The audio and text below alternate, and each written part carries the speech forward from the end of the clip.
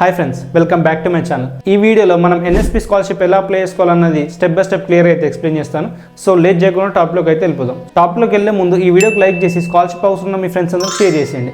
ఇంక ఇలాంటి informative videos కోసం ఛానల్ సబ్స్క్రైబ్ చేయడం మాత్రం మర్చిపోకండి.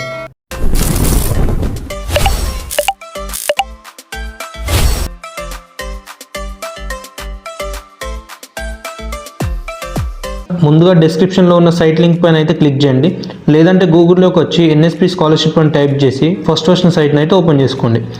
ఇక్కడ పైన రైట్ సైడ్ ఉన్న 4 లైన్స్ మీద క్లిక్ చేసి స్టూడెంట్ పైన క్లిక్ చేస్తే అప్లై ఫర్ స్కాలర్షిప్ అని వస్తుంది. దానిపైన క్లిక్ చేసి మీ OTR number, 1 time registration number and password అయితే ఎంటర్ చేయండి. 1 time registration number, OTR ID ఎలా జనరేట్ చేయాలో ముందు వీడియోలో అయితే క్లియర్గా చెప్పాను. సో ఆ వీడియో మొత్తం చూసి ఓటీఆర్ నంబర్ అనేది జనరేట్ చేసుకోండి. నెక్స్ట్ క్యాప్చా ఎంటర్ చేసి లాగిన్ చేయండి. నెక్స్ట్ ఇలా వస్తుంది. మీరు ఫ్రెషర్ అయితే ఇయర్ అప్లై చేస్తుంటే అప్లై ఫ్రెష్ మీద క్లిక్ చేయండి.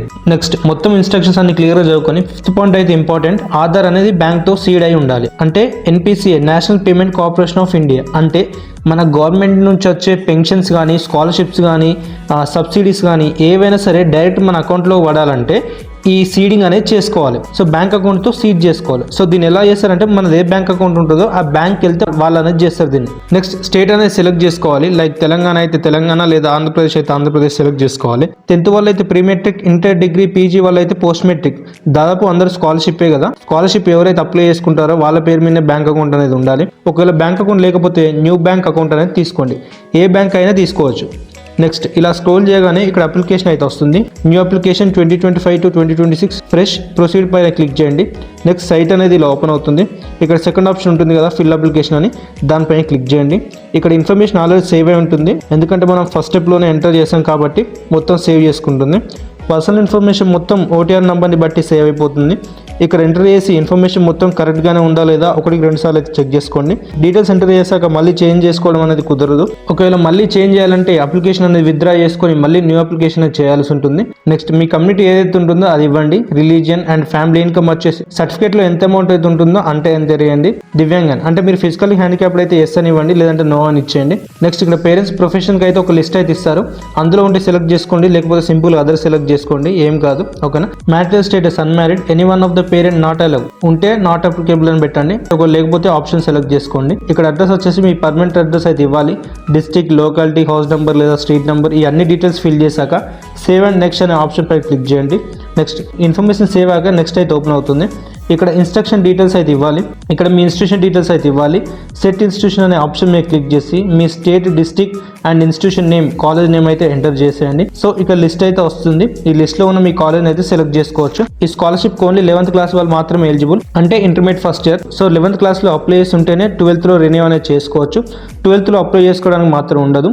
లేదంటే కాలేజ్ ఎన్సీవీటీ కోడ్ తెలుసుంటే ఆ కోడ్ ఎంటర్ చేసి సెర్చ్ పైన క్లిక్ చేయండి. అలా చేసిన తర్వాత మీ కాలేజ్ అనేది ఇక్కడ సెలెక్ట్ చేసుకోవచ్చు. స్టేట్ అండ్ డిస్ట్రిక్ట్ ఎంటర్ చేశాక మీరు కాలేజ్ ఆప్షన్స్ అయితే వస్తాయి. సో మీ కాలేజ్ అయితే సెలెక్ట్ చేసుకోండి. సో ఇక్కడ నాకు ఎంటర్ చేయడానికి అవకాశం లేదు, ఎందుకంటే నా ఇంటర్మీడియట్ ఎప్పుడు అయిపోయింది కాబట్టి. సో ఇక్కడ నాకు ఎంటర్ చేయడానికి అవకాశం అయితే లేదు, ఎందుకంటే నా ఇంటర్మీడియట్ కాలేజ్ ఎప్పుడు అయిపోయింది కాబట్టి. సో నాకు ప్రాసెస్ అనేది ముందుకు వెళ్ళడం లేదు. సో ఇక్కడ నుండి నేను ఇన్స్ట్రక్షన్స్ ఇస్తాను, దాన్ని బట్టి మీరు ఫాలో అవ్వండి. ఓకేనా, ఎలా అప్లై చేసుకోవాలనేది. Next do you want to select this institute అని వస్తుంది. ఎస్ అని క్లిక్ చేయండి. ఓకేనా, అక్కడ మీ ఇన్స్టిట్యూషన్ అయితే వస్తుంది, దానిపైన క్లిక్ చేయండి. So next present class, present start date, అంటే మీ కాలేజ్ ఎప్పుడు స్టార్ట్ అయిందా దాని date, like administration register number అంటే మీ admission number. Next roll number and section and code of study regular అని సెలెక్ట్ చేసుకోండి. హాస్టలర్ అయితే ఎస్ అని సెలెక్ట్ చేసుకోండి, లేదంటే నో అని సెలెక్ట్ చేసుకోండి. Section and roll number submit చేశాక మీ అప్లికేషన్ అనేది కాలేజ్కి వెళ్తుంది. కాలేజ్ లెవెల్లో వెరిఫికేషన్ తర్వాత స్టేట్ లెవెల్లో వెరిఫికేషన్ అనేది జరుగుతుంది. నెక్స్ట్ మీ ప్రీవియస్ అకాడమిక్ డీటెయిల్స్ అయితే ఎంటర్ చేసేయండి. ఇక్కడ మీ అన్ని అయితే క్లియర్గా ఎంటర్ చేయాలి. ఓకేనా, ఆ తర్వాత సేవ్ అండ్ నెక్స్ట్ పైన క్లిక్ చేయండి. నెక్స్ట్ స్టెప్లో మీ క్యాస్ట్ అండ్ ఇన్కమ్ డాక్యుమెంట్స్ అయితే అప్లోడ్ చేయాలి. అక్కడ వాళ్ళు ఇచ్చిన దాని ప్రకారం లైక్ జేపీజీ లేదా పిఎన్జీ ఫార్మాట్లో అయితే మనం ఉండాలి. సో ఫస్ట్ మీ క్యాస్ట్ ఇన్కమ్, నెక్స్ట్ మీ ఇన్కమ్ సర్టిఫికేట్ అయితే అప్లోడ్ చేసేయాలి. సో ఈ డాక్యుమెంట్స్ వచ్చేసి ఈ సైట్లో 20 KB to 200 KB సైజులో అయితే ఉండాలి. ఓకేనా, సో ఫుల్ ఫార్మాట్లో అప్లోడ్ అయితే చేయాలి. సేవ్ అండ్ నెక్స్ట్ పైన క్లిక్ చేయండి. ఇంతటితో మీ స్కాలర్షిప్ అప్లై చేయడం అనేది అయిపోయింది. ఓకేనా friends, thanks for watching guys. ఇంకా మీకు ఏ డౌట్స్ ఉన్నా సరే కమెంట్స్లో అడగండి, నేను మీకు రిప్లై అనేది ఇస్తాను. ఇంక ఇలాంటి యూస్ఫుల్ కంటెంట్ కోసం మన ఛానల్ సబ్స్క్రైబ్ చేయడం మాత్రం మర్చిపోకండి. ఓకేనా ఫ్రెండ్స్, థ్యాంక్ యూ.